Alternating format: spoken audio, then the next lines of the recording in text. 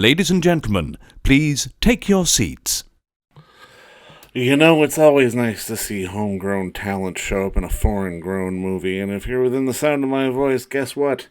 That must mean you are in the seats with once more. As always, my name is Dave Voigt, and I'm the host of this podcast, where I sit down with a wide-ranging variety of entertainment industry professionals. We pick their brain about current projects, state of the industry, how they got started, and so very much more in a light and a conversational fashion. And you know, if you like how we do things around here, I'm going to go out on a limb and assume that you do because you're listening to me right now.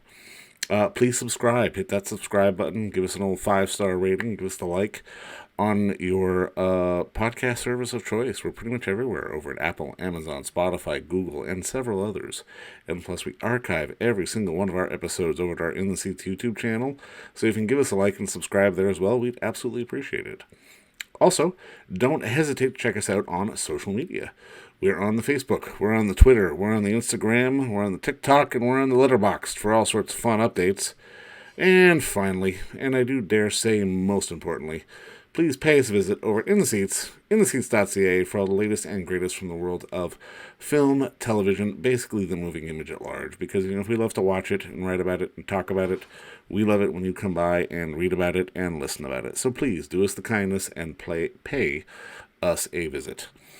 On this episode, we got a good one. We're diving into a little bit of CanCon, but in a roundabout kind of way. It's a new movie that is on video on demand now, and it is called Shadowtown, and it's set in Iceland, made in Iceland, but starring a Canadian.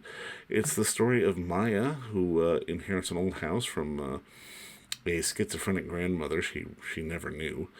But messages from a mysterious source lead to questions about her grandmother's death and ultimately puts her own life in danger. It's a really interesting and well done mystery kind of thriller thing that, it's got some real subtlety to it, but it's well done. And it's got some great performances, particularly from the lead, played by Canada's own Brittany Bristow. And we had the unique pleasure of sitting down with Brittany to talk about how she got the part and just sort of developing the project therein, and the interesting challenges and sort of experience of getting to exist, being, you know, a stranger in a strange land and shooting in a place like Iceland, which is beautiful but very unique at the same time. And well, we had a fun talk, and I mean, I hope you enjoyed it, because I know I did. But if you feel up for it, go to your favorite video-on-demand service and check out Shadowtown, which is available now. But first, enjoy our talk with its star, Brittany Bristow, because between you and me, it's a darn good one. All right, well, obviously, Brittany, I mean, first off, just thank you so much for the time today. I mean, I didn't realize you were doing night shoots, so thank you for doing this on what I'm sure is about 4 hours sleep. Oh, no, it's my pleasure. I'm one of those people that, unfortunately, no matter how many night shoots I do, I am an early riser. So, yeah, I even if I was to do a movie that was entirely night shoots, I had a feeling I'd be running on 2 or 3 hours of sleep for the whole thing. So I consider that as ouch, but yeah, I love you for it. But no, for sure.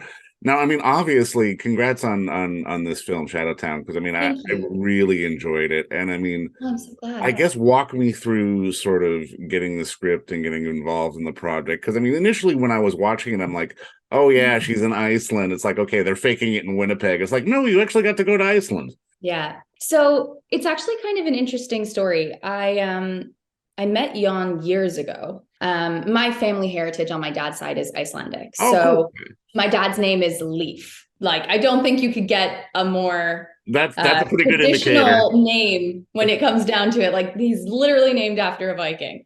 So I met Jan when I was quite young. I think I was in my teens, and he and his wife had this idea for a script, and they'd been toying with writing it and working on it. And when I was in my, I think, early 20s, he reached out to me and said, I have this idea for a film.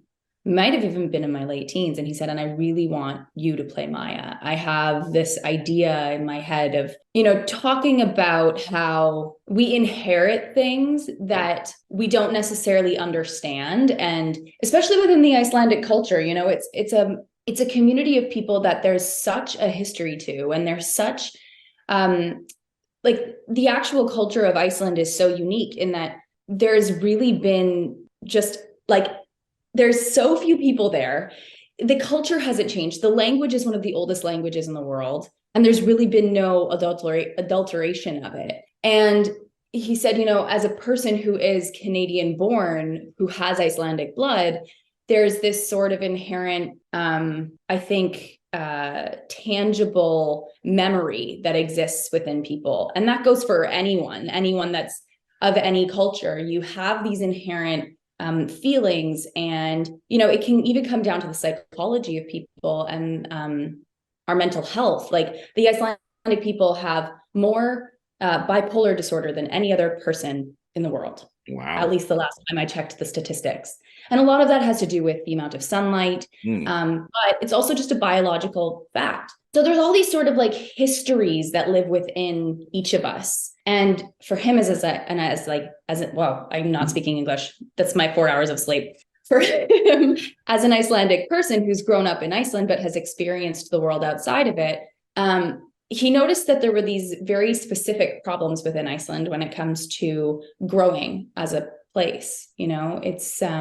It's a place that's very tightly connected to its history, but understands that as a place that people really love to visit, there's this need to grow and change, but a lot of the Icelanders are not necessarily on board with it.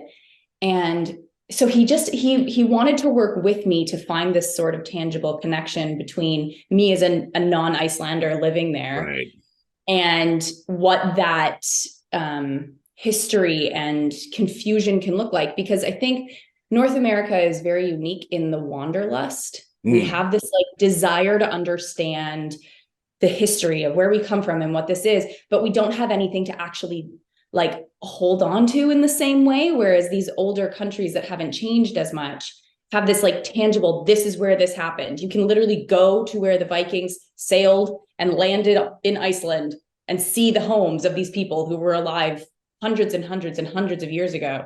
But you don't really have that in the same way in North America. And so we actually worked together for a really long time.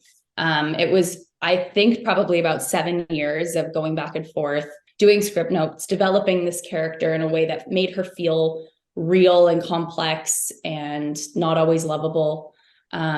And yeah, we worked together for a really long time on it. And I actually flew out to Iceland at some point so we could do some test shots and figure out the mood and the coloring that we wanted. And I felt very involved, which was very fun. Well, I mean, and that's the fascinating thing to me about this film, and I mean, in particular, your performance, because I mean, you're quite literally a fish out of water, a Canadian going to Iceland playing a fish out of water. Yeah. It's it's an interesting thing, because as somebody that, when I go to Iceland, it's actually quite funny. Like I don't know why it happens, but I'll go into a store, and in Iceland, everyone speaks English. They learn English in elementary school. It's a mandatory thing. In order to graduate from high school, you have to be fluent in English. And there's so much tourism there that you go to Iceland, everyone speaks English to you. But every single time I walk into a store, people speak in Icelandic to me. And I have no idea why. And I'm always like, wish I understood, but have no idea. So it was interesting for me playing Maya, because I think I perhaps look Icelandic. I have like a great love for Iceland, but like Maya, when I go, I feel this belonging, but also this like complete lack of belonging. And I think that's something that we wanted to really tie into with the character, is that as people, we can understand that we belong, and at the same time feel like we're never going to fit. And I think that's something that Maya really struggles with. She feels like she doesn't fit in her own family. And then she goes to Iceland and for the first time, like feels like she has this sense of connection to something, but she like can't figure it out and has no tangible space to put it in. And it's just like, I still don't understand you, and you're speaking in Icelandic, and I don't know what's going on, and I don't know who to trust, and something weird's happening. But at the same time, I feel connected to myself and to my family and to something really for the first time. And it was a really interesting thing to sort of parallel those two things that are so intrinsic when you feel a belonging, but don't belong. Well, I mean, the style and the tone of the film as well, because I mean, there is this obvious foreboding, but it's not being presented in a way that it's kind of in our face. It's just Mm. over there, and I mean, we know it's there.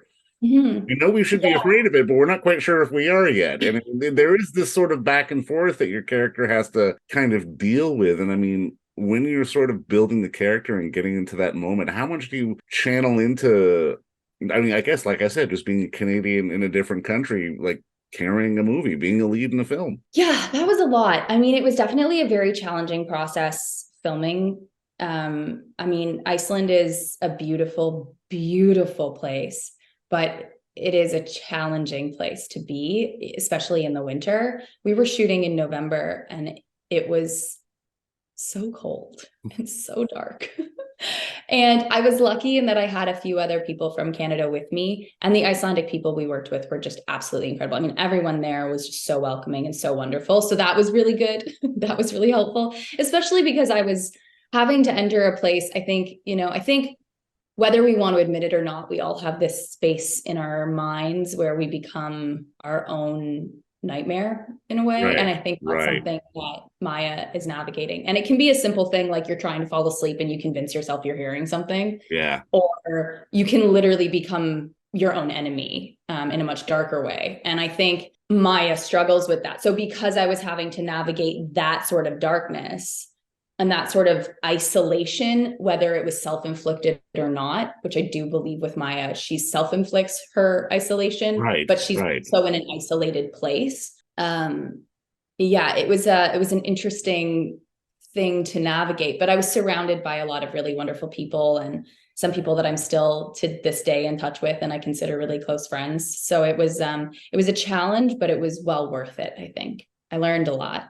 Well, I would just dovetail off that a little bit because, I mean, obviously you got to share some scenes with the fantastic John-Rhys Davies, who was just sort of the warmest and nicest guy in the world, having interviewed him myself once or twice. Yeah. But I mean, I can imagine on one end, there's part of you as an actor that's almost a little intimidated to go, oh my God, I've got scenes with this guy. But then after what Honestly, I'm sure is like 2, 3 days, it's like, oh my God, I want more scenes with him.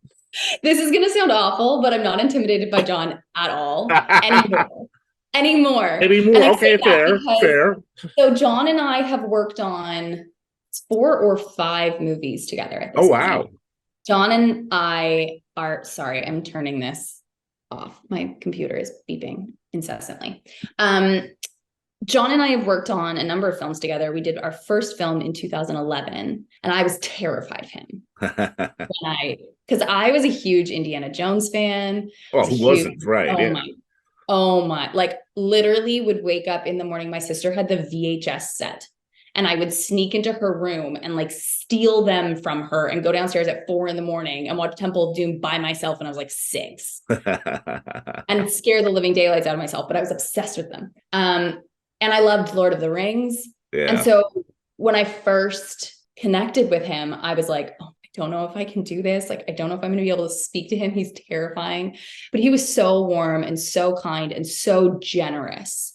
And just there's something so incredibly magical about that man. And with Shadowtown, I actually asked him if he Oh, would be willing. nice. I knew that the role that he was playing needed someone powerful, Right. someone who could understand the magnitude of silence. And I couldn't have pictured anybody better. And I felt so grateful when he got to Iceland. It was like I'd been sort of just going, okay, you can do this, like pumping myself up, trying to make it happen and really wanting to do the best job possible because I knew that this was something that was outside of the genre people were used to seeing me in. It was something I really wanted to prove myself in doing. And he came within the first week and he looked at me and he went, my baby, you're going to be fine. Like, I know you can do this and I'm excited to watch it happen. And he gave me a big hug and he just gave me all of the strength I needed to really step into who Maya was. I love that. And I mean, I especially, love him I mean, so much.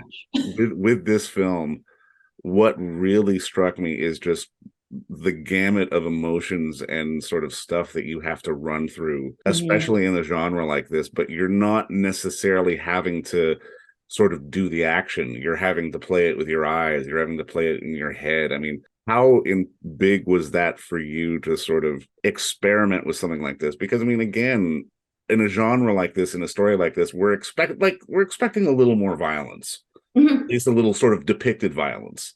Yeah. When people get murdered in your basement, it's basically a conk on the head, and then that's it. Yeah. You have to I play know. sort of the terror and sort of fact of it after the fact. Yeah. I think one thing Jan, Four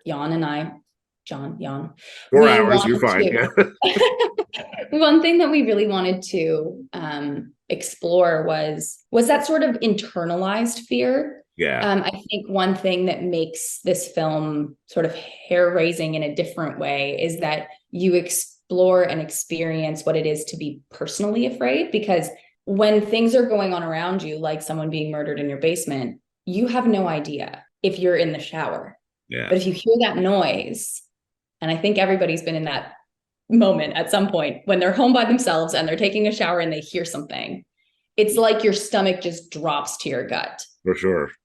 And your heart is beating a million miles. And it's this overwhelming terror, which you feel in your breath, you feel in your body, and you feel immediately in your eyes because your eyes widen. And we wanted to play with what it was to be absolutely exhausted and absolutely terrified, but having absolutely nowhere to run. Yeah. And I think part of it is that Maya's not just terrified of what's scary. She's terrified of what she's going to find. She's terrified of herself. She's terrified of the truth. And so we wanted to really have a lot of that show through in the smallest ways, like of those moments when you're alone and something startles you, but you don't really know where to go or what to do with it. So it was an interesting exploration because I'm also like a very expressive person. Right. I have a very expressive face. And so for me, like internalizing all of that was really interesting. And it was a really wonderful challenge. No, and I mean, I think you do a fantastic job with it. And I mean, Thank you just to very start much. putting a bow on this, I mean, I love that you brought up Temple of Doom just because there is sort of like, I mean, obviously when I was a kid, that movie scared the crap out of me too, but Oh my God. Yeah. So much. I mean, I've got to ask because obviously you're an actor and you're a performer. Like, was there a movie you watched when you were a younger person that made you sort of understand sort of the power of a performance and how somebody can really express emotion, but maybe not in sort of the obvious way? You know, there were a lot of films for me as a kid that I think I saw and had like really intense connections to. But there were also some films I watched in high school. There was one called A Long Engagement, and I was studying French and I watched it in French. It was part of my course. We were like, okay, we're going to learn if we can understand enough to watch a movie fully in French. And it really never left me. Like the part of it, I think, was that I wasn't very good at French and I didn't understand everything that was going on, but I was so incredibly moved by the simplicity of what the actors were doing. Yeah.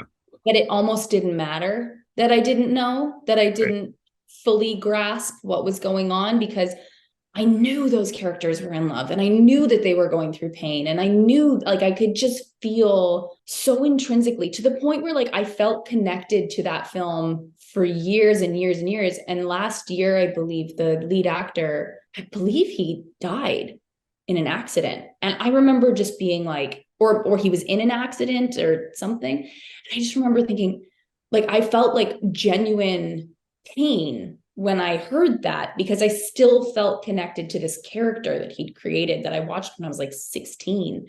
And, you know, I feel like I feel connected to that in a lot of ways, not just in acting, but in music. I remember listening to Arcade Fire Neighborhood Number 3 when I was like 14. And for the first time in my life, I realized that art had the power to affect me. Yeah. I don't know what it was about that song, but, you know, I think art is all art, whether it's an actor or a painter or a singer.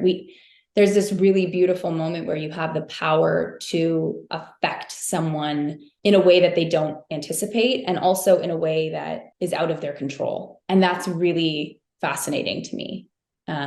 And I got into this industry because I wanted to make people laugh and make people smile. But being able to open up a new door with Maya was a really, really cool experience for me. Well, I mean, I think you do a great job with it because, I mean, again, it's a performance where you could have easily leaned on so many sort of overt things to sort of express the terror of the moment, but you don't, and the film doesn't do that. It lets it all play out psychologically. And I mean, and it's the old sort of adage, you know, like we can put the most terrifying things we want up on screen, but whatever we come up with in our head is going to be way worse. Yeah, 100%. Like I said, we're our own worst enemy most of the time. We imagine these situations that are never going to happen, but we all do it. At least I think. Sure. Wait, Brittany, I can't wait for more people to see this movie, but I mean, thank you so much for the time today. And again, congrats on the film. And when you're done with this, please take a nap. Seriously. I'm going to try. I feel bad for you. Thank you so much. This has been so lovely. And don't forget to visit our friends over at Bay Street Video for all your DVD, Blu-ray rental, or purchasing needs this summer, as they are still open for curbside and some mailing delivery as well. Over at 1172 Bay Street, Toronto, Ontario, Canada, you can give them a call at 416-964-9088. That's 416-964-9088. Or send them an email at baystreetvideoto@gmail.com for any of your DVD and Blu-ray needs.